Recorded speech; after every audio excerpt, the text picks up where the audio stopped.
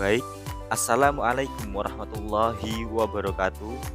Untuk kesempatan kali ini kita akan membahas tentang vaksinasi COVID-19. Dan sebelumnya saya akan memperkenalkan diri saya terlebih dahulu. Perkenalkan, nama saya Muhammad Abdul Aziz dengan NIM 20104090012, Prodi Manajemen Pendidikan Islam, Fakultas Ilmu Tarbiyah dan Keguruan, Universitas UIN Sunan Kalijaga, Yogyakarta. Dan langsung saja kita masuk dalam pembahasan. Vaksin merupakan suatu antigen atau benda asing yang dimasukkan ke dalam tubuh untuk menghasilkan reaksi kekebalan tubuh terhadap penyakit tertentu. Vaksin biasanya berisi mikroorganisme, misalnya virus atau bakteri, yang sudah mati atau masih hidup tetapi dilemahkan. Vaksin juga bisa berisi bagian dari mikroorganisme yang bisa merangsang sistem kekebalan tubuh untuk mengenali mikroorganisme tersebut. Salah satu upaya untuk menekan angka kasus COVID-19 yang kian meningkat adalah dengan penyediaan vaksin COVID-19. Hingga saat ini, pemberian vaksin COVID-19 adalah solusi yang dinilai paling jitu untuk mengurangi jumlah kasus infeksi virus COVID-19. Meski demikian, hingga saat ini efektivitas dan keamanan vaksin COVID-19 masih diteliti dalam tahap uji klinis oleh pemerintah dan berbagai lembaga yang terkait. Hal ini merupakan langkah pemerintah dalam memastikan bahwa vaksin COVID yang akan disediakan layak digunakan.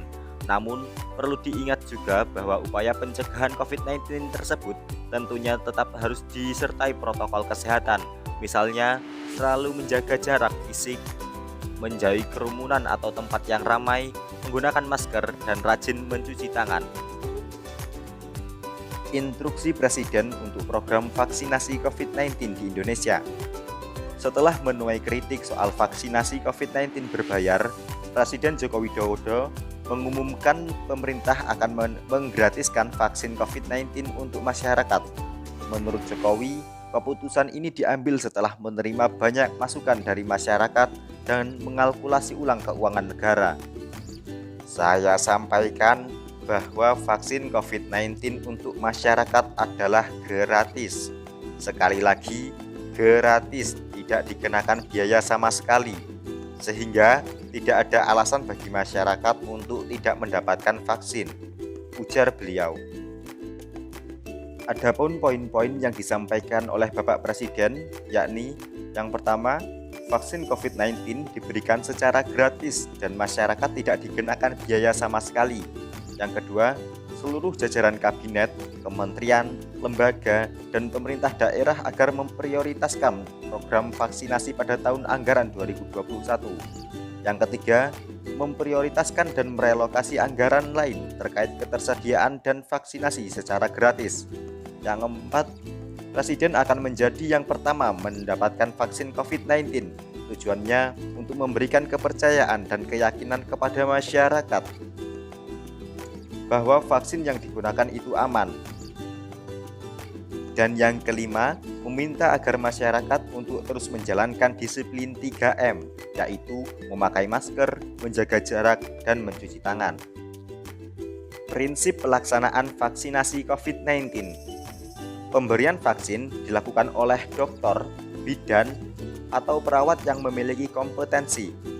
Kemudian, pelaksanaan pelayanan vaksinasi tidak mengganggu pelayanan imunisasi rutin dan pelayanan kesehatan lainnya.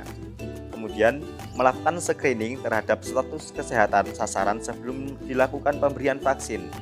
Kemudian, menerapkan protokol kesehatan serta mengintegrasikan dengan kegiatan surveillance COVID-19 terutama dalam kasus mendeteksi analisa kasus dan dampak. Waktu dan tempat pelaksanaan.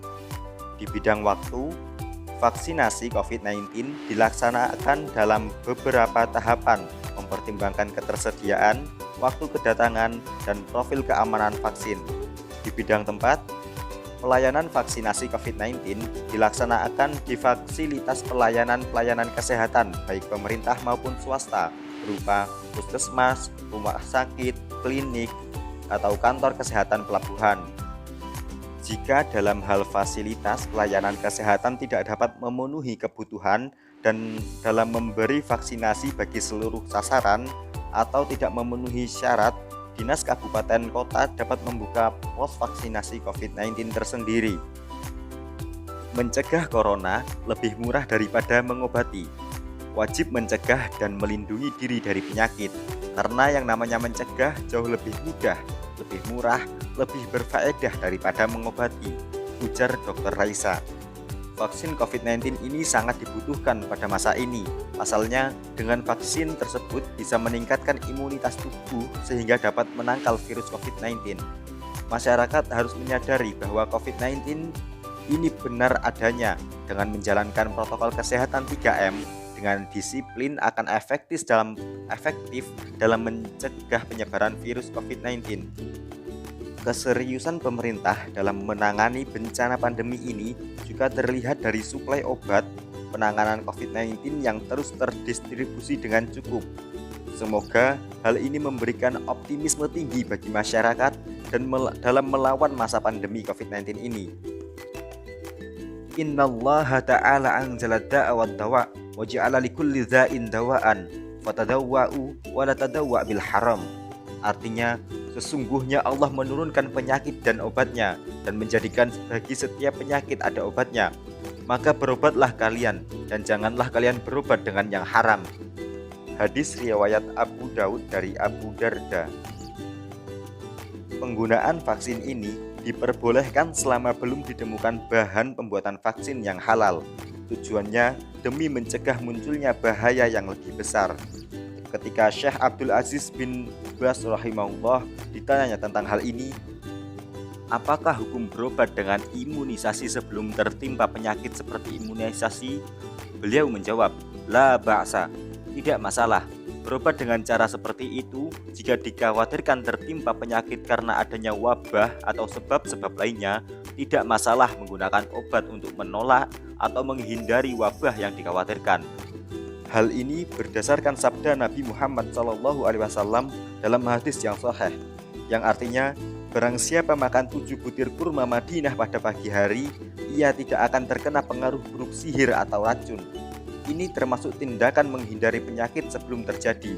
Demikian juga jika dikhawatirkan timbulnya suatu penyakit dan dilakukan imunisasi untuk melawan penyakit yang muncul dari suatu tempat atau di mana saja, maka hal itu tidak masalah, karena itu termasuk tindakan pencegahan, sebagaimana penyakit yang datang diobati.